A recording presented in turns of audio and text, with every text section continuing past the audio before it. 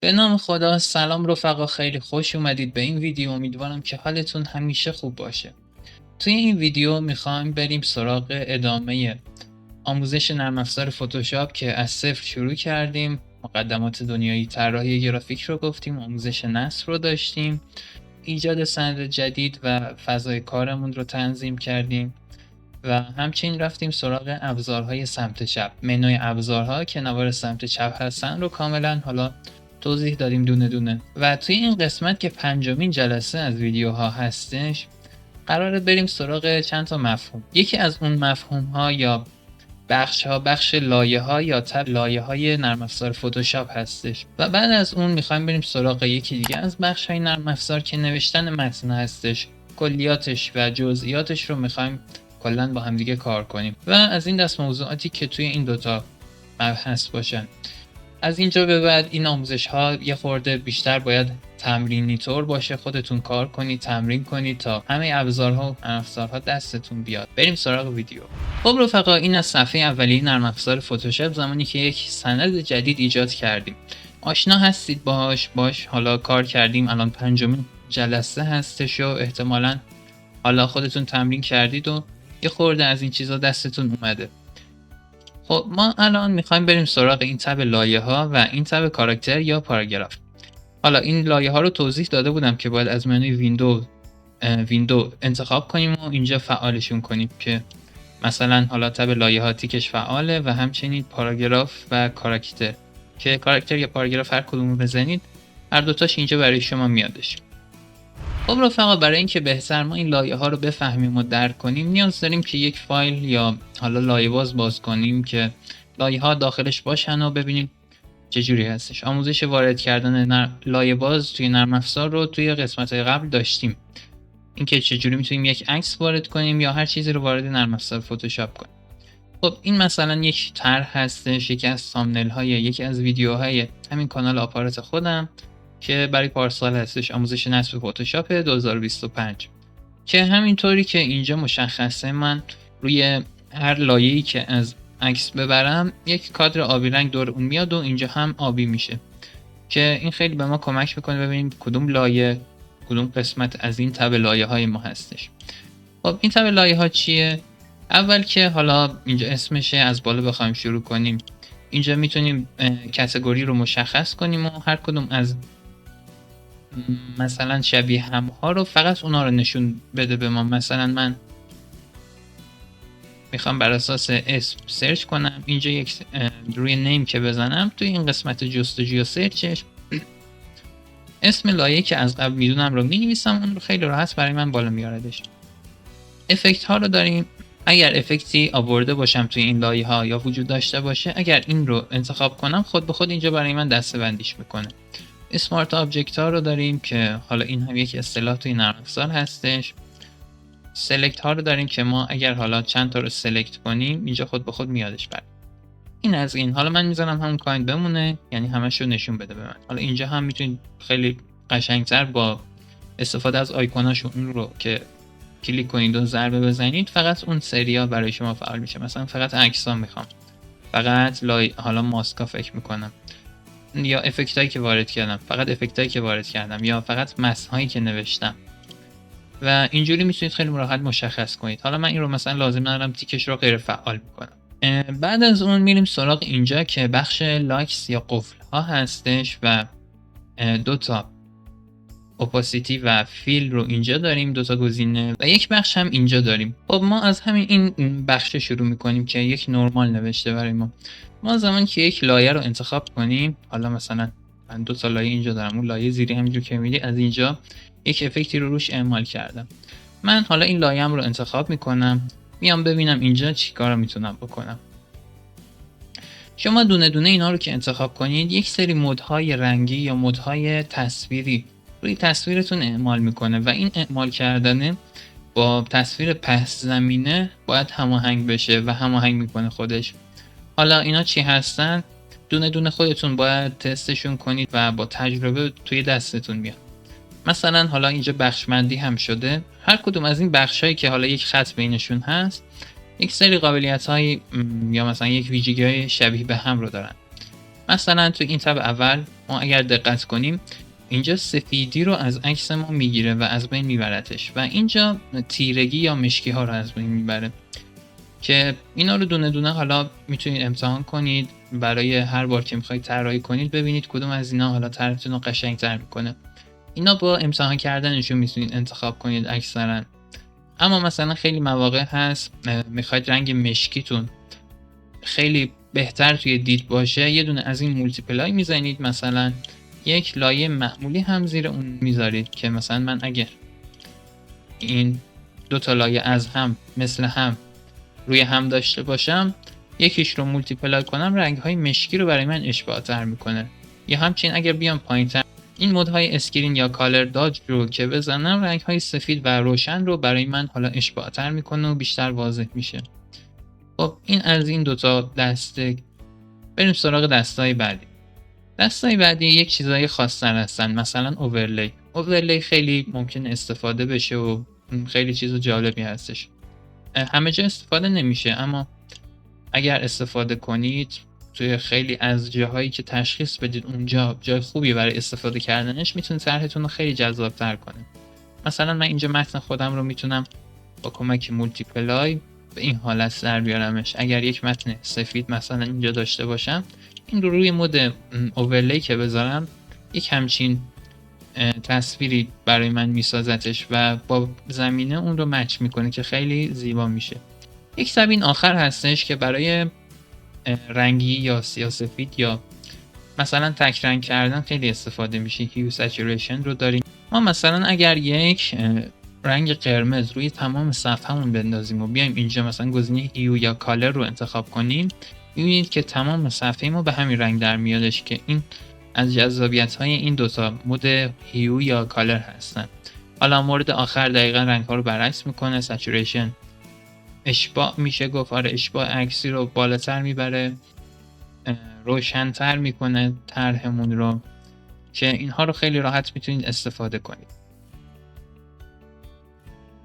خب این از این مورد.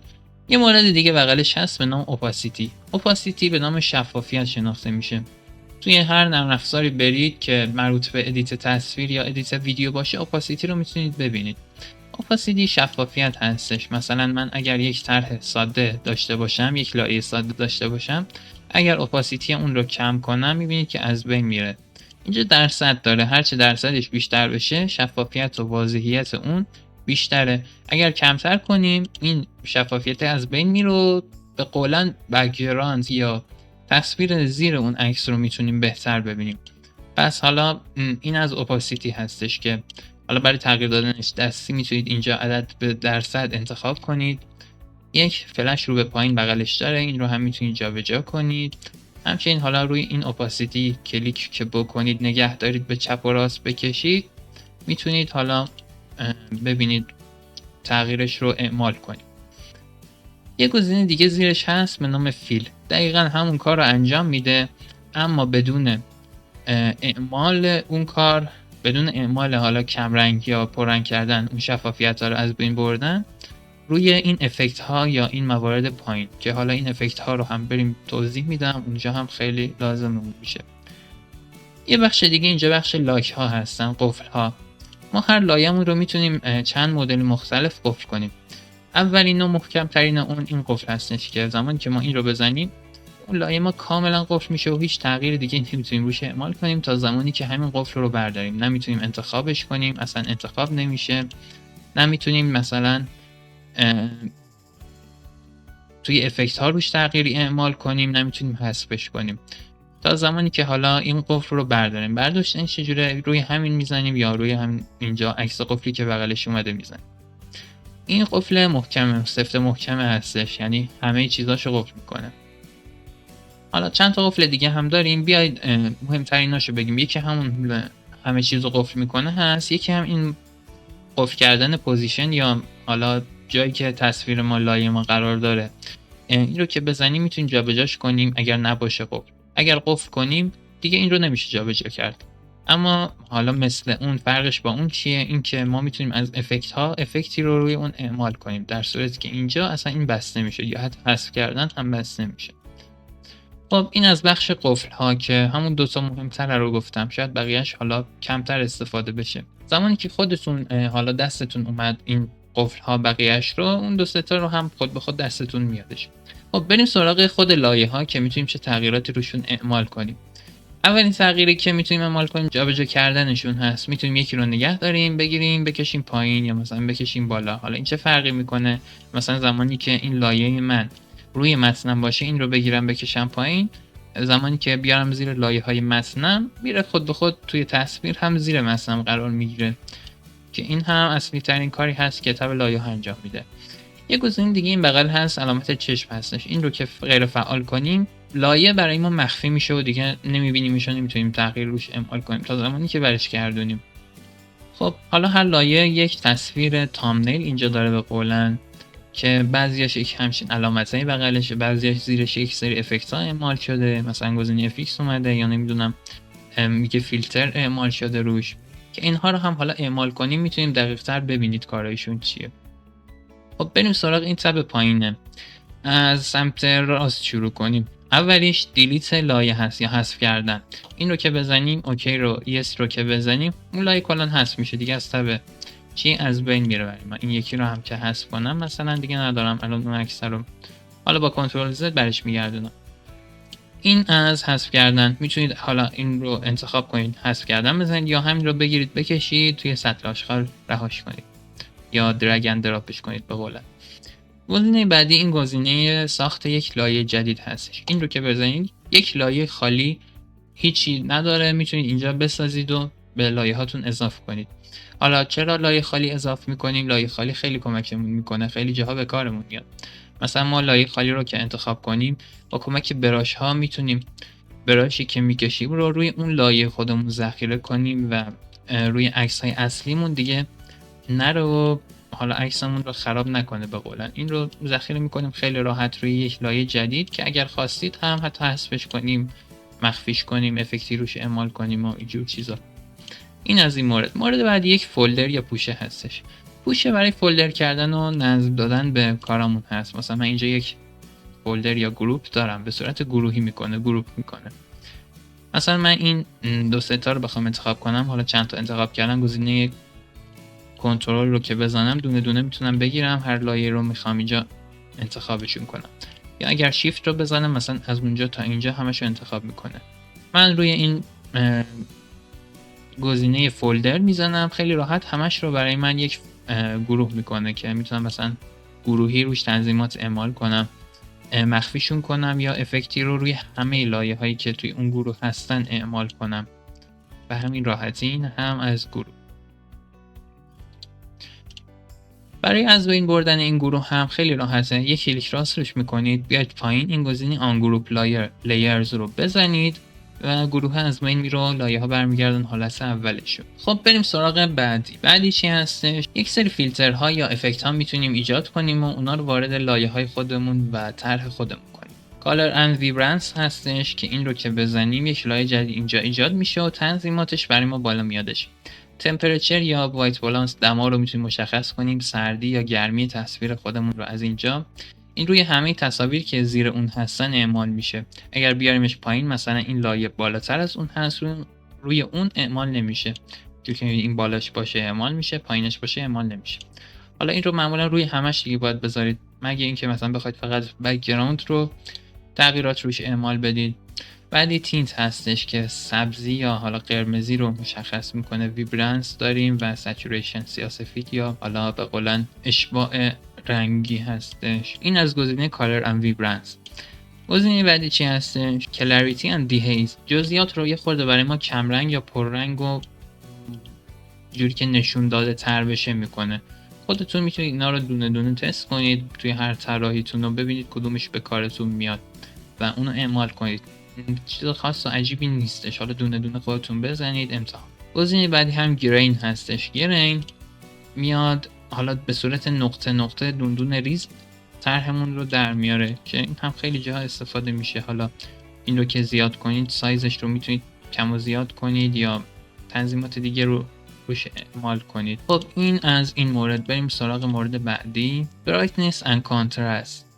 برایتنس و کنتراست که چیز ساده. برایتنس حالا نور اضافی نور مصنوعی هست که میتونیم به طرحمون بدیم. برایتنس رو زیاد کنیم نور به طرحمون میده، کمش کنیم نور رو میگیره. و کنتراست هم کنتراست عکس دیگه. کنتراست خودش حالا اصطلاح معادل فارسی شاید نداشته باشه، هم کنتراست میگیم توی زبان فارسی هم. موارد بعدی لول هستش برای حالا همین هم سیاه یا سفید کردن عکس که اینها رو دونه دونه میتونید تغییر بدید و ببینید مثلا توی هر طرحی به چه کارتون میاد اینها. بعدی کروز رو داریم که این هم روی روشنایی تاریکی کار میکنه. اکسپوژر داریم که همه اینها رو میتونید دونه دونه حالا ببینید چی کارا میکنن، ازشون استفاده کنید. موردهای بعدی کالر هیو سچوریشن هستش که هیو میاد رنگ رو تغییر میده. مثلا من فقط رنگ های قرمز طرحم رو بخوام تغییر بدم، اینجا قرمز رو انتخاب میکنم میارمش مثلا این رنگش میکنم. زرد ها رو میگیرم میارم آبی میکنم، سبز ها رو میگیرم مثلا قرمز یا صورتی میکنم. هیو کارش اینه که رنگ ها رو تغییر میده. سچوریشن اشباع میکنه و لایتنس هم به صورت حالا سفید یا تماما سیاه رو در میاره. این هم از این یکی. حالا اینها دوباره میگم یک سری فیلترها هستن، اینا رو دونه دونه خودتون باید تست کنید توی هر طرح، ببینید کدومش به دردتون میخوره. حالا زیاد که باشون کار کنید خود به خود میفهمید که کدوم فیلتر الان به دردتون میخوره و به زیبایی طرحتون کمک میکنه. اینورت رو داریم، عکس‌ها حالا رنگ ها رو مخالف میکنه یا متضادش رو میاره. پوسترایز رو داریم. پوسترایز عکس رو براتون کارتونی میکنه یا پوستری میکنه به قولن، که حالا هرچی لولش رو پایینتر بیارید عکستون به صورت حالا نقاشی طورتر یا پوسترایز تر در میادش. خب این هم از پوسترایز. بریم سراغ بعدی ها. گرادینت مپ رو داریم که یک افکت یا فیلتر رنگی رو با استفاده از گرادینت ها ایجاد میکنه که گرادینت ها رو حالا یه توضیح کلی داده بودیم راجبش.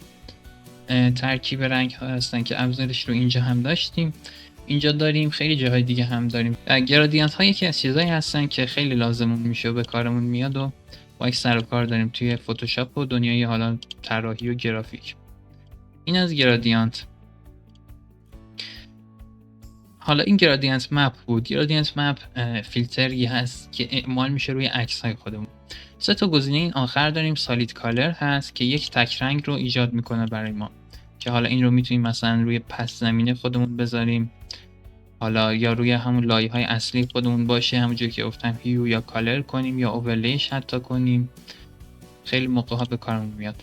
سالید کالر یک تک رنگ رو به تمام صفحه من اضافه میکنه که مثلا ما اگر یک حالا سند جدید داشته باشیم و صفحه سفید باشه، بخوایم یک زمینه اضافه کنیم، از همینجا معمولا اضافه میکنیم، میایم اینجا سالید کالر رو میزنیم، مثلا صفحه‌مون مشکی بشه، این رو اضافه میکنیم میاد اینجا.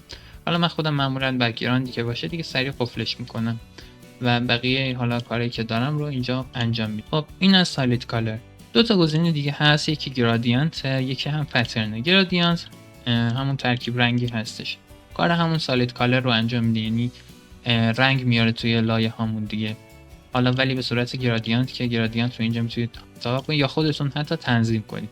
روی این که بزنید اینجا یه چیز بالا میاد برای شما، روی هر کدوم از این پایینیا که بزنید دوبار دابل کلیک کنید میتونید حالا رنگش رو مشخص کنید.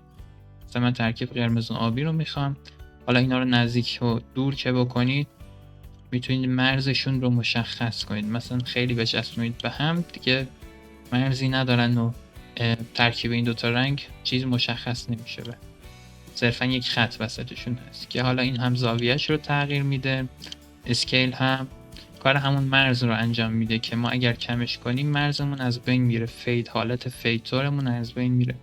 ریورس رو داریم، رنگا رو جاشون رو جابجا میکنه و دیسر رو داریم برای نرم کردن حالا همون فید یا مرز هستش. این هم از گرادینت. گزینه بعدی گزینه پترن بودش که پترن ها هم دنیایی هستن توی نرم افزار فتوشاپ و دنیای حالا ادیت عکس. پترن های زیادی وجود داره توی گوگل و حالا میتونید دانلود کنید، اونا رو استفاده کنید، وارد نرم افزار کنید. حالا خود نرم افزار هم یک سری پترن های ساده و دیفالت داره که از اونها هم میتونید استفاده کنید. مثلا حالا این چمنه هست که خیلی چیز جالبی هستش. خب این هم از پترن ها. حالا برای اضافه کردن این پترن یا گرادیانت باید چیکار کنیم؟ ما زمانی که توی حالا هر صفحه این حالتی باشه، از این قسمت میتونیم بزرگ کوچیکش کنیم. یک گزینه تنظیمات یا چرخ دنده داره، این رو که بزنیم. یک گزینه ایمپورت داریم، ایمپورت رو که بزنیم، حالا فایلی رو که دانلود کردیم میریم انتخاب میکنیم. اگر پترن باشه با پسوند PAT لود میکنیم و خیلی راحت وارد نرم افزار میکنیم. خب این از این بخش خیلی راحت تموم شد. اینا رو حالا دونه دونه خودتون میگم امتحان کنید ببینید چی کار انجام میدن. خب بریم سراغ مورد بعدی. مورد بعدی بخش ماسک هستش. بخش ماسک ها رو داریم. ماسک یکی از چیزهای پرکاربرد توی نرم افزار فتوشاپ هستش. ما زمانی که یک لایه رو انتخاب کنید، الان میبینید خاموش این گزینه، یک لایه رو انتخاب کنیم فعال میشه. روی اون کلیک میکنیم، یک گزینه جدید یا یک تصویر جدید دقیقاً اندازه همون تصویر لایه اصلیمون میاد اینجا کنارش. خب این چی کار میکنه؟ ما زمانی که مثلا روی خود اون ماسک کلیک کنیم، یک صفحه تمام سفید هستش. اگر بیایم مثلا با کمک براش ها رنگ سیاه رو انتخاب کنیم، بکشیم روی تصویرمون، میبینید که اینجا سیاه شد و اون مناطقی که سیاه شده برای ما از بین رفت و حالا به قولن ماسک شد یا مخفی شد، از بین رفتش، پاک شد به قولن. حالا پاک نمیشه، میتونیم برش گردونیم. همون رو با گزینه ایریزر یا پاکان میتونیم خیلی راحت برش گردونیم، یا حتی اگر همون براش رو داشته باشیم رنگ سفید رو انتخاب کنیم، میتونیم اون جاهایی رو که سیاه کردیم برگردیم. دیگه کجا به کارمون میاد؟ برای سلکت کردنه. ماسک رو که نداشته باشیم میریم روی مثلا لایه‌مون، روی طرح عکسمون، مثلا میخوام منقارش رو جدا کنم، با ابزارهای سلکشن انتخابش میکنم. این گزینه ماسک رو که بزنم فقط همین قسمت رو برای من در میاره و بقیه قسمت ها رو مخفی میکنه به قولن. که حالا با کمک همون ابزار براش رنگ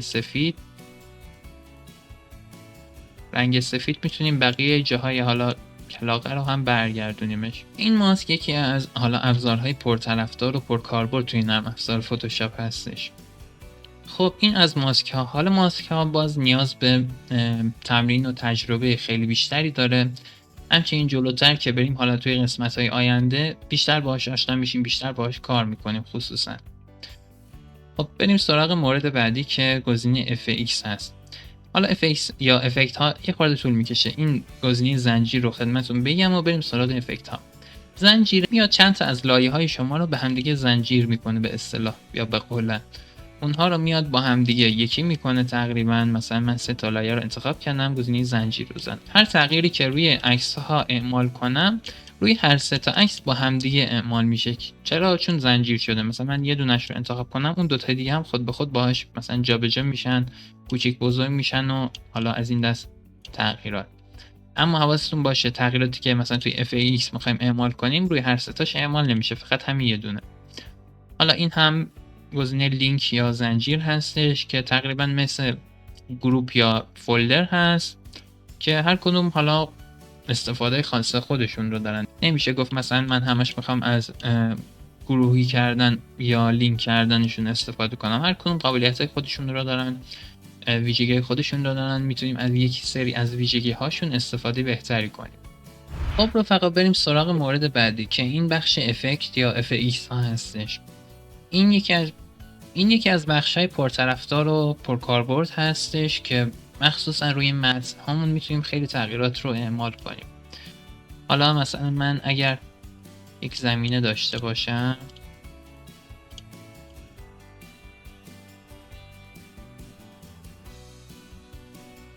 یک متن رو بنویسم، حالا متن رو چجوری نوشتم؟ اینجا گزینه T ابزار تکست یا نوشتن رو انتخاب کردم، یک کلیک کردم و متنم رو نوشتم که تنظیمات متن رو این بالا میاد، اینجا هم میادش که حالا در ادامه میخوام این رو هم توضیح بدم. خب این افکت ها یا FX ها چی هستن؟ زمانی که روش بزنیم یک سری چیزها برای ما بالا میادش.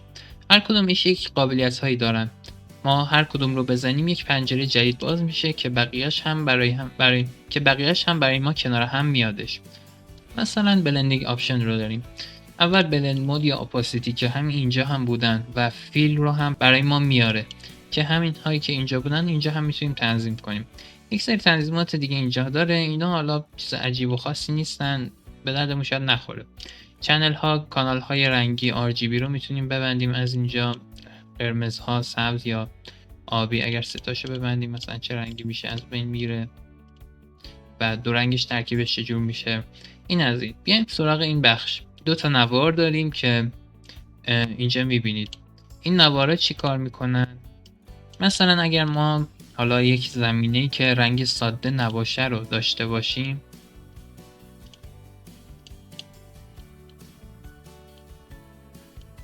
متن خودمون رو اینجا داریم، وارد بلندینگ آپشن میشم. این رو که بگیریم مثلا بکشیم به سمت دیگه، سیاهی یا سفیدی رنگ رو هر طرف رو که انتخاب کنم با کمک این حالا چیزی که میتونم به سمت راست و چپ بکشم، میتونم تغییراتش رو اعمال کنم. کارنت لایه همین لایه‌مون رو با تغییرات رو روی همین لایه‌مون، رنگ های همین لایه‌مون تغییر میده و این پایینی تغییرات رو بر اساس رنگ پس زمینه این لایه، هر رنگی که پشت این لایه هست اعمال میکنه. این رو حالا مثلا جابجا کنم میبینیم که سیاهی پس زمینه رو میاد روی این طرح این لایه من اعمال میکنه که حالا این میبینید مثلا دوتا چسبیده به هم. اگر آلت رو نگه دارید این یه دونش رو هم میتونید جدا کنید که نرمتر و خیلی قشنگتر میتونه برای ما جدا بکندش، که مثلا این حالا تنظیمات و تغییرات رو روش اعمال میکنه. خیلی جاها به کارمون میاد، مثلا همینجا روی چمن بخوایم کار کنیم، مثلا اگه من یک خط اینجوری داشته باشم با بلندینگ آپشن میتونم خیلی راحت انگاری که متن همونجا، خط همونجا روی چمن بوده اعمال کنم، که خیلی چیزای جالبی میتونیم با کمک این ابزار در بیاریم. این از این مورد. بریم سراغ موردهای بعدی. حالا این رو برگردونم مثل حالت اول. اینجا ببلند این باس رو داریم که حالت سه‌بعدی به طرحمون میده، به عکس یا لایه‌مون میده به قولن. مثلا میتونیم حالتهای فلزی در بیاریم روی لایه‌مون که حالا تنظیماتش رو اینجا دونه دونه ببینیم چیا هستن، استایلش رو مشخص میکنه، داخلش باشه. مثلا اینجا چند تا نوار داره که اینها رو میتونیم جابجا کنیم. اینا رو باید حالا دونه دونه خودتون تست کنید، ببینید توی هر طرح کدومش به کارتون میاد، اصلا لازمتون میشه نمیشه و تغییراتش چیا هستن. این مورد بعدی، این دوتا گزینه بعدی زیر مجموعه همون هستن.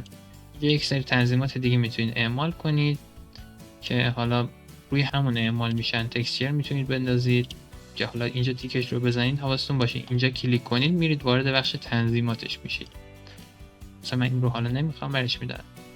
بخش بعدی استروک هستش. استروک حاشیه هستش. حاشیه توی متن‌ها خیلی استفاده میشه. حالا اینجا اینساید یا اوتسایدش رو میتونید مشخص کنید، خارج از طرح باشه، داخل طرح باشه یا روی لبه باشه که هم داخل و هم بیرون رو پوشش میده.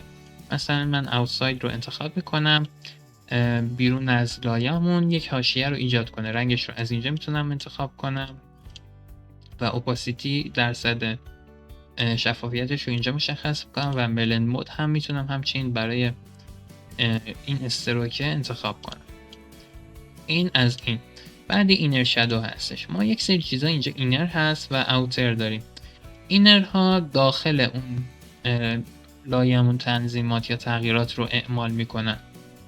این که میگم داخل یعنی این مرز حالا لایه‌مون باشه، هر چیزی که اون داخل هست الان این سفیدیا اعمال میشه، روی اونجا اعمال میشه. اینر گلو و حالا مثلا سطحین یک سری تنظیمات اعمال میکنه که اینها رو حالا میگم باید با تجربه ببینید چیا هستن چی کارا میکنن. یک بخش کالر اوورلی داریم. اینجا میتونیم حالا تغییرات رنگ رو اعمال کنیم. حالا مثلا اینجا متن خودش تغییرات رنگ رو میشه از اونجا اعمال کرد. مثلا اگر یک لایه دیگه داشته باشیم که نه متن نه شیپ و خودش تنظیمات رنگی نداره، باید وارد همین افکت ها بشیم، کالر اوورلی رو انتخاب کنیم. از اینجا میتونیم رنگش رو انتخاب کنیم و حالا مثلا مشخص کنیم رنگش رو، که خیلی چیز جالبی هست و حالا توی این تنظیمات میتونیم اعمال کنیم. همون رو روی حالت گرادیانت هم داریم، همچنین پترن هم داریم. این سه تا دیدید که همیشه کنار هم دیگه میادشون. بعدی اوتر گلو و دراپ شادو هستن. اوتر گلو یک حاله نوری رو خارج از حالا مرزها که همون اوتر هست ایجاد میکنه. این هم تنظیمات مخصوص خودش رو داره. حالا حاله نوری که میگم یعنی چی، اینجا کم و زیاد کنم میتونید ببینید که این رو هم میگم حالا سلیقه‌ای هر جا لازمتون شد استفاده میکنید. مورد بعدی دراپ شادو هستش. دراپ شادو حکم سایه رو داره برای ما. اینجا رنگش رو میتونیم مشخص کنیم، مثلا اپاسیتیش کم و زیاد باشه مشخص میکنیم، زاویهش رو انگلش رو مشخص میکنیم. این تیکه یوز گلوبال لایت چیه؟ ببینید که ما اگر این رو تغییر بدیم تنظیمات زاویه روی همه زاویه هایی که توی این لایه ها اعمال شده اعمال میشه. اگه این تیک رو برداریم فقط همین یه دونه رو میتونیم تغییر بدیم. اگه تیک فعال باشه میبینید که هر جا این رو ببریم اون یکی که توی حالا یه بخش دیگه زاویهش رو تنظیم کرده بودم هم تغییر میکنه که این چیز جالبی هستش. خب این گزینه فاصله از مرزها رو مشخص میکنه. این نرمی یا سختی حاشیه رو مشخص میکنه. سایز یا اندازش رو مشخص میکنه و این هم نویز میده به عکسمون. نویز چیه؟ همینجور که میده حالت دوندون میکنه و حالا به قول همون نویز میده دیگه. این هم از دراپ شادو. این مثبت ها چیه؟ یا مثلا دوتا اینجا دراپ شادو اومده، اگر مثبت بزنید میتونید همینجور تا بی نهایت دراپ شادو اضافه کنید، رنگ های مختلف اعمال کنید و هر کدوم رو همینجور مثلا ببرید بیشتر کنید و دراپ شادوی بیشتر کنار هم بیارید. فقط باید حواستون باشه که هر کدوم بالاتره روی بقیه لایه ها قرار میگیره. مثلا مقداری که این سبز مشخصه از اون قرمز کمتره. اینجا ما اگر سایز رو مثلا این مشکیه، اگر سایز رو زیاد کنیم میبینید که قرمز کلا از بین رفت. باید حواستون باشه این سبزه به نسبت اون قرمز کمتر باشه تا اون قرمز هم توی دید باشه. این از این تنظیمات FX که خیلی راحت بود و حالا خودتون تمرین و تجربه کنید میتونید بدونید چجوری کار میکنن، هر کدومش کجاها لازممون میشه، توی هر طرحی، توی هر متنی چه تنظیماتی رو اعمال کنیم. خب بریم سراغ ادامه موارد که قرار بود بخش کاراکتر پاراگراف رو توضیح بدیم که این لایه ها تموم شد. بریم سراغ این برای متن هستش. ما زمانی که یک متن رو وارد کرده باشیم میبینید که حالا تغییر بخوایم اعمال کنیم روی با موو تول که نمیتونیم، یا دوبار کلیک میکنیم میتونیم تغییرات روش اعمال کنیم، یا اگر همین ابزار تکست رو بیاریم اینجا که باشه میبینید یک کادری دور این حرف حالا این علامت یا نشانه تایپمون هستش. اگر بیاد اینجا اون کادر میره، یعنی این متن رو میخواد انتخاب کنه. اینجا میتونیم حالا تغییرات اعمال کنیم که این تغییرات اینجا هم میادش، اینجا هم میومدنشون، اما حالا این کاراکتر و پاراگراف یک تنظیمات بیشتر برای ما دارن. اولین مورد بخش فونت هستش. فونت هایی که از قبل نصب کردیم روی سیستممون رو میتونیم اینجا بیاریم و اعمال کنیم هر کدومو که دوست داریم. این بعدی چی هستش؟ وزن رو انتخاب میکنه. مثلا فونت هایی که چند وزن دارن، مثلا این میتونیم این رو بزنیم وزنش رو تغییر بدیم.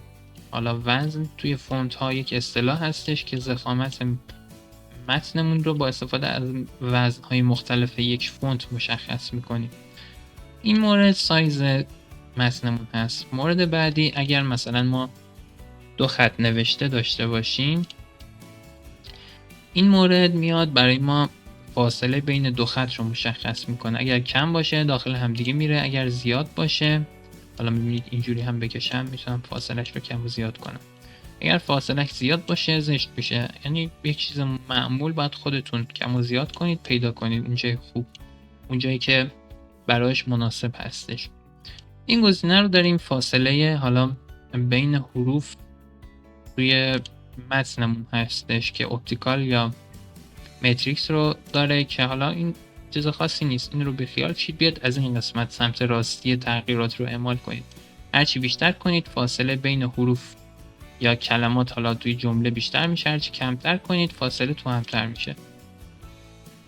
یک سری فونت ها حالا خود به خود ذاتاً فاصله زیادی داره، مثلا اونا رو میاریم -10 -25 انتخاب میکنیم. یک سری فونت ها نه، همون 0 باشه اوکیه.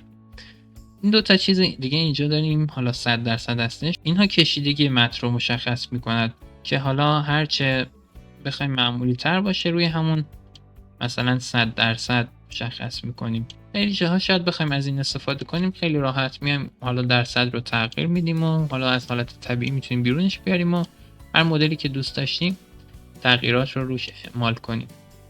این از این مورد. خب موارد دیگه هم هستن، حالا این هستش که شاید زیاد لازمون نشه، کالر رو میتونیم رنگ رو انتخاب کنیم.